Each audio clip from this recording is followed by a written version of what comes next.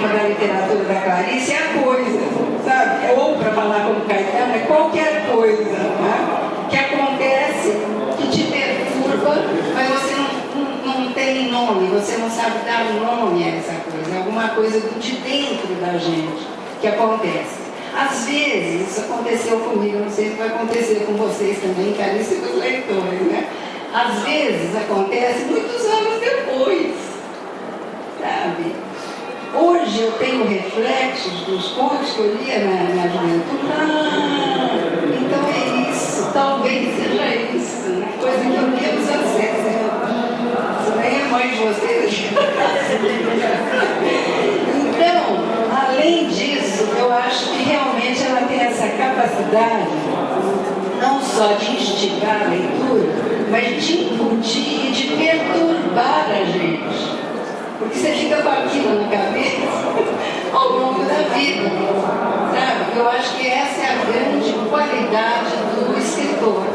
É conseguir atingir o leitor e perturbar o leitor, chacoalhar o leitor, tirar o leitor desse ramelão da vida, né? Isso que é uma das grandes qualidades do grande escritor, né?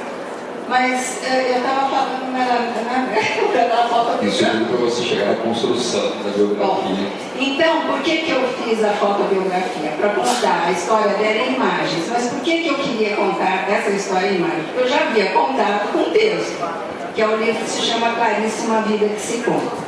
Por quê? Esse livro eu comecei a fazer, é inevitável essa volta aos tempos do século passado, né?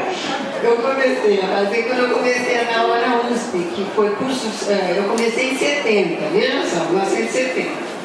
Eu era recém-formada de Brasília, cheguei lá, fiz o mestrado, já tinha começado em Brasília, em 70, fim de 70 eu fiz o mestrado, em 71 me chamaram para dar aula.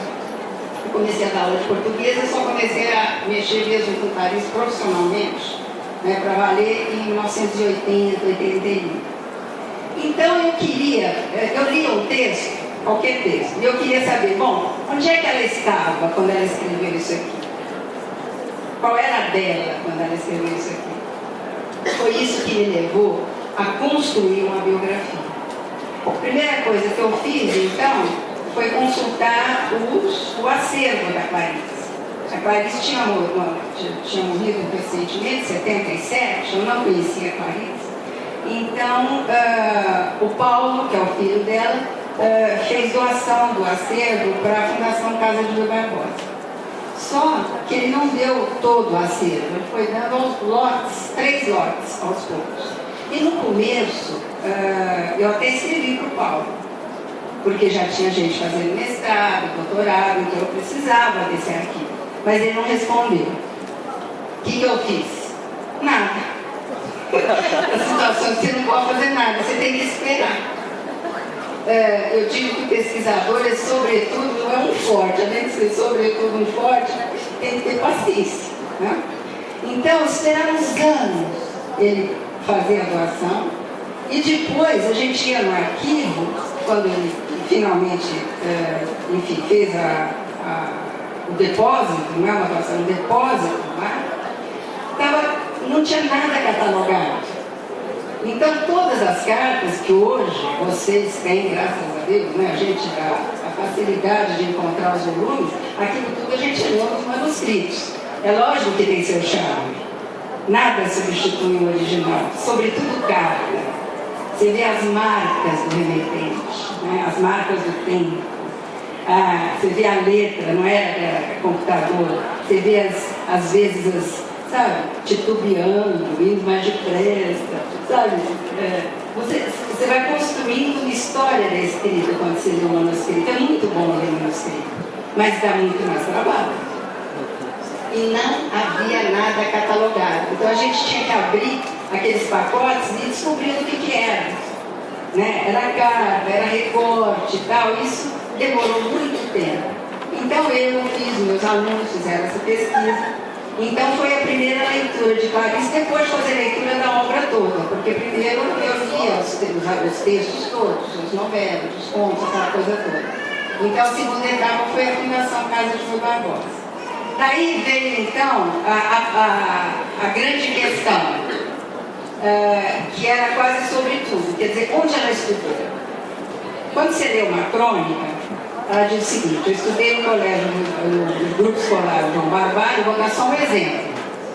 Depois no ginásio pernambucano, depois na faculdade de Direito, do Rio de Janeiro, etc. Tudo bem, né?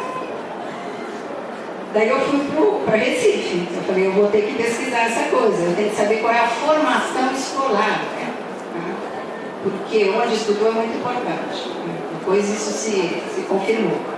Quando eu cheguei no colégio pernambucano, eu vou contar só alguns, não dá para contar as etapas todas, mas eu estou tirando alguns exemplos. O colégio estava em reforma, o ginásio pernambucano. Conclusão, tive que voltar a esperar o colégio terminar. Quando eu cheguei lá, falei, bom, agora a reforma está reformada, cadê a pasta? Não acharam a pasta. Tinha sumido a pasta. Por sorte, uma professora da Universidade Federal tinha uma cópia dos documentos. Então eu fui ler esses documentos e estava lá, um atestado do grupo do Colégio Hebreu Yiddish Brasileiro.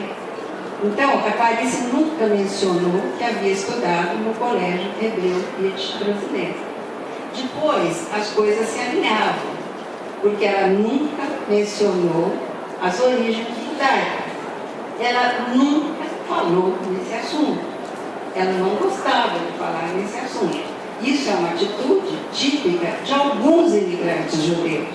Uns falam, refalam, reeditam, como é o caso da irmã dela, a Elisa Lispector, que conta a história da viagem, inclusive num romance que chama Do Exílio. A Clarice Moita nunca falou, só tem uma frase: eu sou judia, você sabe, mas eu não sou de acordo com essa história de que vem o Messias para salvar o mundo. Pronto e ponto. Então, eu comecei a ver que eu precisava realmente ir aos documentos. E esse documento, então, atestava que ela estudou no Colégio Hebreu Yiddish Brasileiro. Estudou no ginásio pernambucano. O ginásio pernambucano tinha uma biblioteca fabulosa, sabe?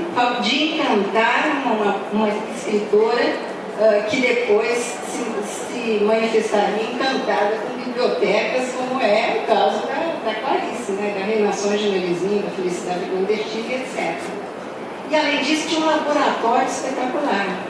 Isso quer dizer que ela teve uma formação sólida, além de ter estudado hebraico no ginásio da Pernambucana, etc. Isso que eu fiz em Recife, eu tive que fazer nos outros lugares todos. Eu não vou repetir aqui para vocês, senão eu vou contar meu livro e ninguém vai comprar. Não é? Mas eu estou tentando mostrar para vocês as etapas necessárias a uma pesquisa para se construir uma biografia. E o que é importante numa biografia? É você ir à capa de documento, porque existe uma tendência muito grande de viajar. Às vezes, eu acho que foi isso. E afirma que foi, quando na realidade não tem documento para comprovar. Isso acontece muito, né? Então, no caso da Clarice, a gente teve, então, eu tive contato com uma infinidade de documentos que, então, eu usei para montar essa história. Naquela época não tinha. A gente não conseguia nem dar conta, como diz os meninos, nem dar conta da cronologia de vida da Clarice, porque ela mentia a idade. Então, quando eu comecei a estudar Clarice, a data que era a data, vamos dizer assim, oficial dos estudos literários, né? Você vê que história também, né? Também pode ser uma invenção, né? A data era 1925.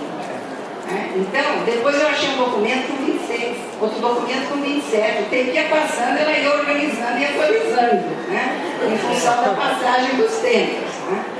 E então foi possível então identificar a data também de 1920, né, por causa das traduções de uma certidão de nascimento dela. Olha como é que é a vida. Quando estava a fotobiografia, isso foi no começo dos anos 90. Quando a fotobiografia estava pronta quase já para ir para a gráfica, eu recebo de uma parente dela certidão de nascimento original em ucraniano.